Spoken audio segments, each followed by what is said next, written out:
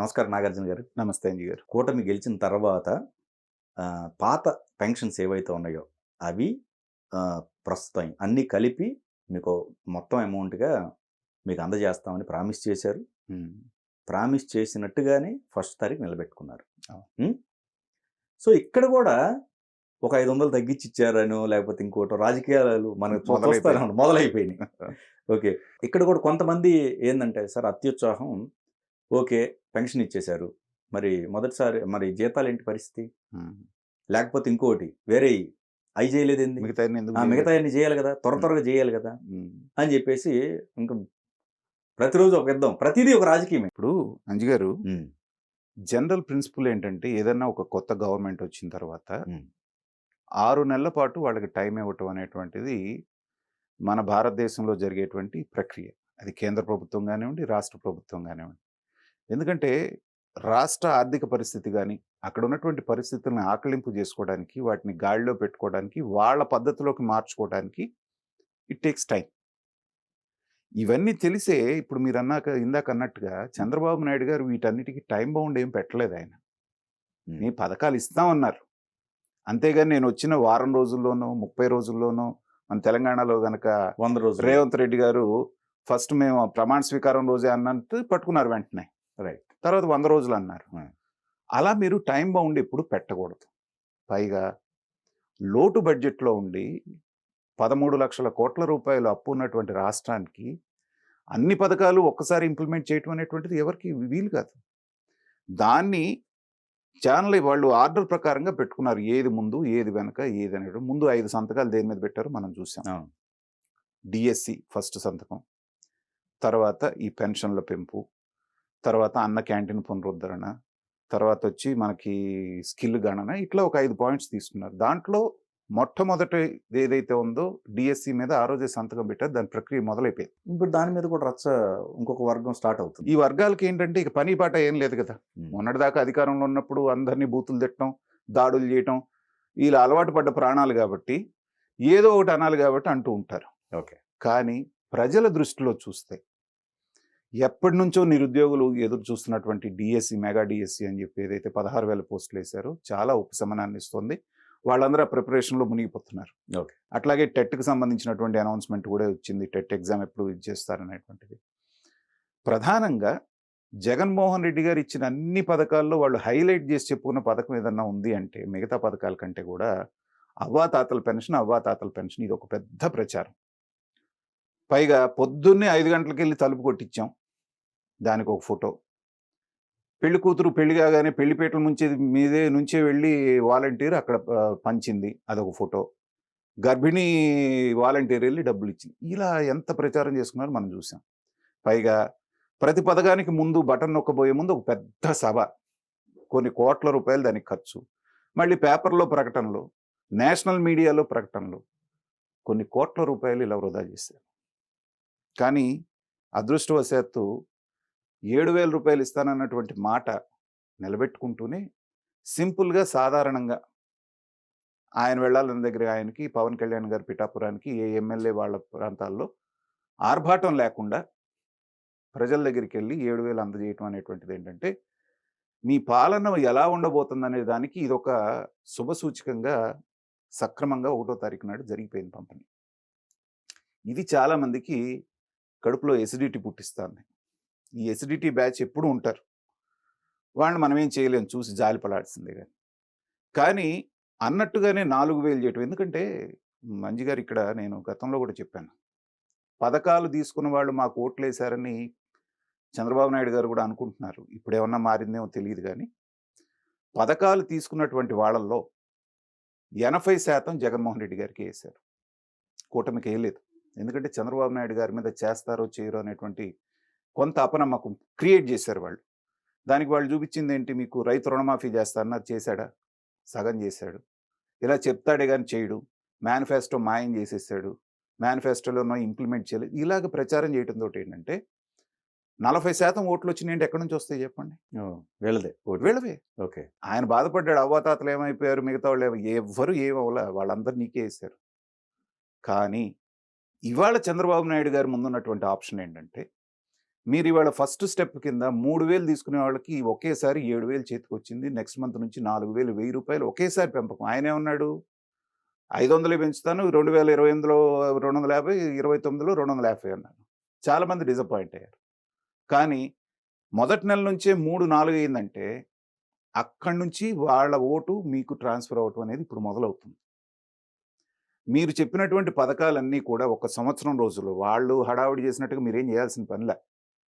Free bus దగ్గర నుంచి ప్రతి ఆడపిల్లకి 18 సంవత్సరాలు నిండిన వాళ్ళకి రూ. 1500 అనేటువంటి పథకంతో సహా నిరుద్యోగ వృత్తి ఒక 6 నెలల నుంచి సంవత్సరం రోజులు టైం తీసుకొని ఇది గనక చేయగలిగారంటే సాలిడ్‌గా అతనికి ఉన్నటువంటి 40% ఓట్లలో నుంచి 20% మీ పక్కకొస్తుంది. రాసి పెట్టుకోండి. ఓకే. ఎందుకంటే చంద్రబాబు నాయుడు గారిని నమ్మొద్దని వాళ్ళు చెప్పిన దానికి రాగానే ఈయన 1 బై 1 చేసుకుంటూ వెళ్తున్న దానికి ఏంటంటే స్లోగా ఏదైతే ఉందో ఆ 40% మెల్ట్ అవ్వటం మొదలవుతుంది. మనం చూసాం. 36, 37% వచ్చింది బీఆర్ఎస్‌కి ఇక్కడ మొన్న ఎలక్షన్స్‌లో. 39 మంది ఎమ్మెల్యేలు వచ్చారు. కానీ పార్లమెంట్ ఎలక్షన్ వచ్చేటప్పటికి 6 నెలల్లో ఏమైంది? 18% పడిపోయింది. అంటే దగ్గర దగ్గర 20% ఆయన ఓటు బ్యాంక్ అంతా కూడా బీజేపీకి వెళ్ళిపోయింది. సో ఇప్పుడు తెలుగుదేశం చేయాల్సింది ఏంటంటే పథకాలు 1 బై 1 నెలకొక పథకం చేయండి. అదే గ్యాప్ ఇచ్చినా గానీ గ్యాప్ ఇచ్చినా కానీ వాళ్ళేదో మాట్లాడుతున్నారని చెప్పి మీరు కాళ్ళు దొక్కుని వాళ్ళ ట్రాప్‌లో పడకుండా ఒకటే మాట చెప్తారు. రేపు పొద్దున్న చంద్రబాబు నాయుడు గారు చెప్పబోయే మాట కూడా నేనే చెప్తున్నాను. ఆర్థిక పరిస్థితిని చక్కదిద్దుకుంటూ అవకాశాన్ని బట్టి 1 బై 1 మేము ఇంప్లిమెంట్ చేసుకుంటూ వెళ్తాము. సో 6 మంత్స్ టు 1 ఇయర్ లోపల అన్నీ లాంచ్ చేయటం అనేటువంటిది జరుగుతుంది. ఆ టైంకి ఏంటంటే రెవెన్యూస్ కూడా మనకు పెరగటానికి అవకాశం ఉంది. ఎందుకంటే అమరావతి ఆల్రెడీ మొమెంటం స్టార్ట్ అయింది. రియల్ ఎస్టేట్ వాళ్ళు విపరీతంగా వెళ్తూ ఉన్నారు. తర్వాత ఆగిపోయినటువంటి ఇన్స్టిట్యూషన్స్ అన్నిటిని కూడా పెట్టడానికి అటు నుంచి వస్తున్నారు. కేంద్ర ప్రభుత్వ సంస్థలన్నీ కూడా అక్కడికి వచ్చి ఆఫీసులు పెట్టడానికి సిద్ధం అవుతున్నాయి. ఇవన్నీ వచ్చినప్పుడు ఏంటంటే స్టేట్‌కి ఒక గుడ్ విల్ వస్తుంది. వచ్చినప్పుడు మీకు అదనంగా మీరు ఏదైతే ప్రామిస్ చేశారో 10,000 కోట్లు, 15,000 కోట్లు, 20,000 కోట్లు ఏదన్నా ఉంటే కూడా అది ఫస్ట్ ఇయర్ దాటిన దగ్గర నుంచి మీకు కంపెన్సేట్ అయిపోతుంది. ఓకే. సో చంద్రబాబు నాయుడు గారు ఏమి తెలియకుండా ఈయన అసల జగన్మోహన్ రెడ్డి గారు పథకాలు ఇస్తేనే శ్రీలంక అయిపోద్దన్నాడు. ఈయన ఎక్కడి నుంచి తీసుకొచ్చి చాలామంది మాట్లాడతారు. కానీ ఆయన జగన్మోహన్ రెడ్డి, ఈయన చంద్రబాబు నాయుడు గారు. సంపద ఎలా సృష్టించారో తెలిసినటువంటి వ్యక్తి ఈయన. సంపదని ఎలా నాశనం చేయాలి, ఉన్నటువంటి ఇండస్ట్రీస్‌ని ఎలా తరిమేయాలి అనేటువంటి తెలిసిన వ్యక్తి జగన్మోహన్ రెడ్డి గారు. కాబట్టి ఆయనే చేయగలిగినప్పుడు ఈయన అంతకంటే బెటర్‌గానే చేస్తాడు. కావాల్సింది కొంచెం టైం. మొన్న రీసెంట్‌గా కేతిరెడ్డి గారి స్టేట్మెంట్ విన్నట్టయితే ఆయన అదే సేమ్ బటన్ నొక్కే విషయంలో అసలు ఎవరికెళ్ళాయి అనే అనుమానాన్ని కూడా క్రియేట్ చేశారు ఆయన. ఖచ్చితంగానండి. ఎందుకంటే కులం చూడడం, మతం చూడడం, ప్రాంతం చూడడం, మాకు ఓటేసారో లేదో చూడడం, అందరికీ ఇస్తున్నాం అని చెప్పేసి అన్నారు. అదేదో గొప్ప ఘనకార్యంలాగా చెప్తారేంటండి? మిమ్మల్ని ఎందుకున్నా అందరినీ పాలించమని కదా, కొంతమందిని పాలించమనే. పథకాలు మాకు అందట్లేదని చెప్తున్నటువంటి వాళ్ళు కోకొల్లలుగా బొచ్చెడు మంది ఉన్నారు వాళ్ళు. వాళ్ళందరికీ ఏం సమాధానం చెప్తున్నారు? తర్వాత పథకాలు మొదటి సంవత్సరం ఇచ్చి, రెండో సంవత్సరం నీకు 200 యూనిట్ల కంటే పైన వచ్చింది కాబట్టి కరెంటు కట్టు, నీకు 2 వీలర్ ఉంది కాబట్టి కట్టు, 4 వీలర్ నీ దగ్గర ఉంది కాబట్టి కట్టు, ఇలా కట్లు చేసుకుంటూ ఒక 20% ఆల్రెడీ తగ్గించేశారు. తర్వాత బటన్ నొక్కుడు అనేటువంటిది ఒక ప్రహసనం అనేది ఎప్పుడు తెలిసింది మనకి? ఎన్నికల ముందు. మనందరం ఏమనుకుంటున్నాం?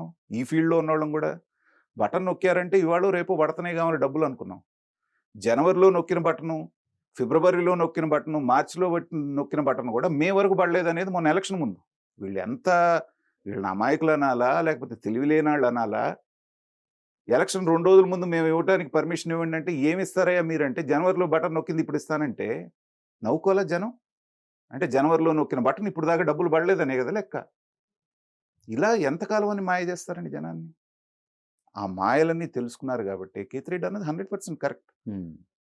ఎవరికి నొక్కుతున్నారు, ఎవరికి ఇస్తున్నారు, ఎక్కడ పడుతున్నాయి అనేటువంటిది అంటే ఇదే మరి. అది ఆయన కూడా ఇంటర్లింక్ ఏం చేశారంటే సార్, ఈ వాలంటరీ వ్యవస్థకి వాళ్ళకి మధ్య జరిగిందన్నట్టు చెప్తున్నారు. అంటే దీని మీద అనుమానాలు అంటే దాంట్లో ఆయన అన్నది ఏంటంటేనండి, ఆయన కంటెస్ట్ అప్పుడు ఆయన ఇస్తున్నాడు, వాలంటీర్ల ద్వారా వీళ్ళకి వెళ్తుంది. ఎవరికి ఇస్తున్నారు, ఏమిస్తున్నారు, మా నాలెడ్జ్ ఏమన్నా ఉందా దాంట్లో, మా ప్రమేయం ఏమన్నా ఉందా అనేటువంటి కాంటెస్ట్ లో అన్నాడు ఆయన. కానీ డైరెక్ట్ గా పడుతున్నాయి కదండి. అదే డైరెక్ట్ గా పడుతున్నాయి. పడుతున్నప్పుడు ఇక ప్రజానాయకులతోటి, సర్పంచులతోటి, మిగతా వాళ్ళతో పని లేదు కదా. అక్కడ జగన్మోహన్ రెడ్డి గారు ఇక్కడ వాలంటీర్లు అదే లబ్ధిదారులు. పడుతున్నాయా? పడ్డాయి. పడ్డాయి. ఆహా!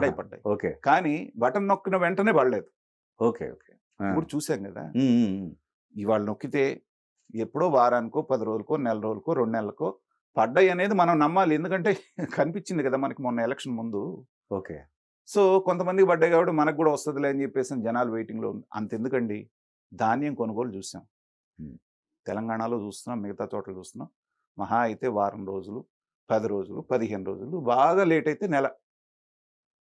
మన ఆంధ్రాలో ఎలక్షన్‌లో ముందొచ్చేటప్పుడు రూ. 3,000 నేను ధరల స్థిరీకరణ కోసం ఒక నిధి పెడతానన్నాడాయన. ఆ నిధేమైందో ఏమో తెలీదు. కొన్న ధాన్యానికి 3 నెలలు, 4 నెలల తర్వాత కూడా డబ్బులిచ్చి, నాయకుల్ని నిలదీసిన సందర్భాలు కూడా మనం చూసాం. కాబట్టి ప్రతి దాంట్లోనూ ఫెయిల్యూర్. ఓకే. వాళ్ళొచ్చి ఇవాళ చంద్రబాబు నాయుడు గారి ప్రభుత్వం వచ్చి రాగానే నెల రోజులు కూడా కాకముందే మీరు ఇది, అది అంటం ఏంటంటే, అదంతా రాజకీయ ప్రేరేపితం గానీ, దానికేం వ్యాలిడిటీ ఉండదు. దాన్ని చంద్రబాబు నాయుడు గారు పట్టించుకోవాల్సిన పని కూడా లేదు.